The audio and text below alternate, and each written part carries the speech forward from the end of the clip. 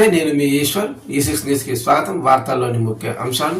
తెలంగాణ ఎమ్మెల్యేల ఫిరాయింపుల ఎపిసోడ్ కీలక పరిణామం చోటు చేసుకుంది.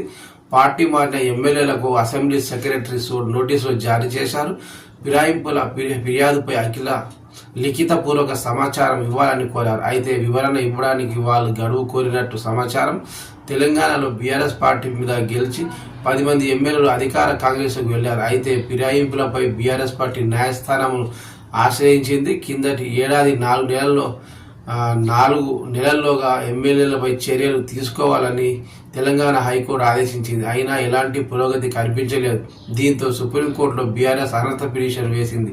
ఈ పిటిషన్పై విచారణ సందర్భంగా ఇంకా ఎంత సమయం తీసుకుంటారని న్యాయస్థానం నిలదీసింది. ఈ క్రమంలో ఎమ్మెల్యేలకు కనీసం నోటీసులు జారీ చేయించాలని ఆదేశించి ఈ క్రమంలోనే ఇవాళ అసెంబ్లీ సెక్రటరీ నోటీసులు పంపించారు. మరోవైపు ఫిరాయింపుల అంశంపై బీఆర్ఎస్ వర్కింగ్ ప్రెసిడెంట్ కేటీఆర్తో పాటు ఎమ్మెల్యే పాడి కౌశిక్ రెడ్డి వేసిన పిటిషన్లను కలిపి ఫిబ్రవరి 10వ తేదీన సుప్రీంకోర్టు విచారణ జరపనుంది. అసెంబ్లీ స్పీకర్ కార్యాలయం నుండి నోటీసులు ఇచ్చింది వాస్తవమేనని న్యాయ నిపుణులను సంప్రదించి తగు నిర్ణయం తెలుపుతామని మీడియాకు తెలియజేశారు.